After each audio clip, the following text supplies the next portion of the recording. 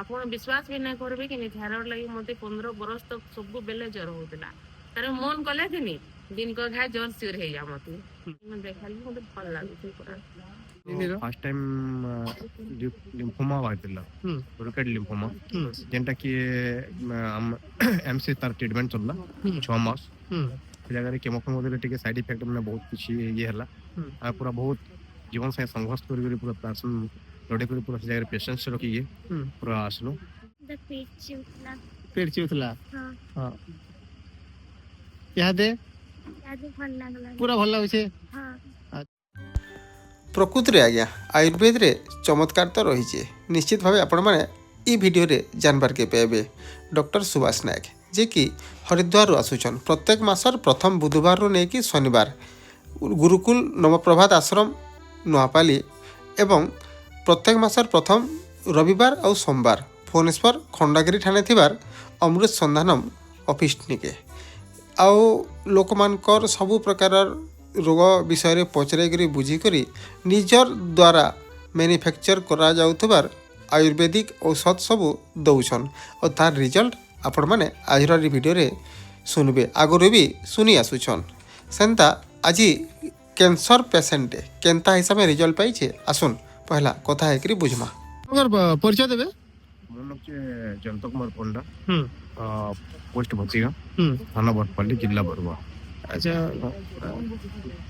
କାଣା ହେଇଥିଲା first time lymphoma ବାହାରିଥିଲା, ରୁକେଟ ଲିମ୍ଫୋମା, ଯେନ୍ଟା କି ଏମସି ତାର ଟ୍ରିଟମେଣ୍ଟ ଚଲଲା 6 ମାସ। ସେ ଜାଗାରେ କେମୋ ଫେମୋ ଦେଲେ ଟିକେ ସାଇଡ ଇଫେକ୍ଟ ମାନେ ବହୁତ କିଛି ଇଏ ହେଲା। ଆଉ ପୁରା ବହୁତ ଜୀବନ ସାଙ୍ଗେ ସଂଘର୍ଷ କରି ପୁରା ପ୍ରାର୍ଥନା ଲଢ଼େଇ କରି ପୁରା ସେ ଜାଗାରେ ପେସେନ୍ସ ରଖିକି ପୁରା ଆସିଲୁ। ଆସିକି ପହିଲା ଦେଖିଲା ଆୟୁର୍ବେଦ କେତେ ଟ୍ରିଟମେଣ୍ଟ ଆମକୁ ଇମ୍ପ୍ରୁଭ କରିଦେଲା ଯେ ବହୁତ ଖୁସି ଲାଗୁଛେ। ଆଉ ଯେନ୍ଟା କି ଜିନ୍ଦଗିରେ ତମ ସମସ୍ତଙ୍କୁ ଗୋଟେ ବାର୍ତ୍ତା ହେଇଯାଏ ନାଇଁ ଆୟୁର୍ବେଦ ଟ୍ରିଟମେଣ୍ଟଟା ହିଁ ନେବାଟା ସବସେ ବେଟର 100% ସିକ୍योर हो। କେତେ ଥର ଆସିଲେ ନା इनके এটা আসলে 3 নম্বর, এটা 5 নম্বর ଥାଏ। 5 নম্বর মোটা হচ্ছে ফার্স্ট টাইম মুইলো টিকে ট্রিটমেন্ট ମୁଁ ତ ହରିଦ୍ୱାର ଟ୍ରିଟମେଣ୍ଟ ହଉଥିଲି। ଆଉ ସେ ଜାଗାରେ ବହୁତ ହେଲା ତ ଲଙ୍ଗ ଡିଷ୍ଟାନ୍ସ ଯେହେତୁ ଆଜ୍ଞା ଏମିତି ଆଉଛନ୍ ବୋଲେ ତାଙ୍କ ସାଙ୍ଗେ ଭେଟ ପଡ଼ିକିରି ଆଉ ଟିକେ କେନ୍ତା ଡିସ୍କସନ୍ କରିକିରି ତାଙ୍କ ସାଙ୍ଗେ କେନ୍ତା ଗୋଟେ ମୁଇଁ ଆଉ ଟିକେ ଭଲ ଇଏ ଆସିପାରିବା ସେ ହିସାବରେ ଟିକେ ଚିନ୍ତା କର୍ମୁ। ଆଉ ନିନି କେନା ତମ ନା? ସୁଶ୍ରୀ ସୋନାଲିକା ପଣ୍ଡା। କେତେ ପଢୁଛ?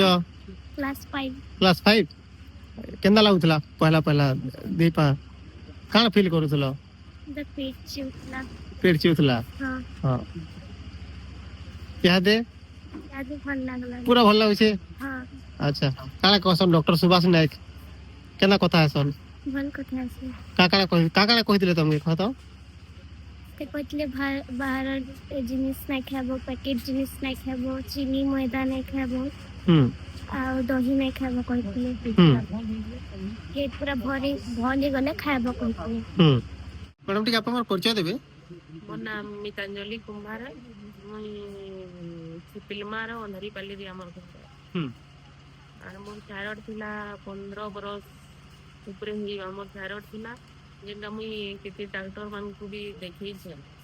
লাস্ট के भुवनेश्वर जाइकर ऑपरेशन करवार उपरे आमे थिलु फिर आयांकर जानलो जे नोपाली रे नवप्रभात आश्रम रे आज्ञा देखुछन बोलिकी बोले आमे लास्ट थर देखै दउ टिके बोलिकी आसलो बोले देखालो मोर भितरु पार्ट्स माने भी तार माने सब आड़के धरी थिला न थायराइड आइ बहुत टेक हो जातिला सेति लागि मुई बुल्ला बहुत थर भी जाइथिली आ से तार माने से ड्रॉप दियोन आर मेडिसिन दियोन खाए सेटा से ड्रॉप मासे 1.5 मास लगाबार था लगे देला पर फिर जानता के हंता है जैसे बोले आइ भी टिके भल बना दिसु थे आगो बोले पैन बाहर उठालो बोले मुई इनु जते बेले मेडिसिन स्टार्ट कली 3 नंबर दिन खाली 4 नंबर दिन खाली 5 नंबर दिन मोर हाथ को जाए एतकी दिन 4 मास इटा देखाली ना किछि भी ना हबार तक आ भितरु सब मते जनता लागू थिला ने केते बेले भी मते भल नै लागे सब बेले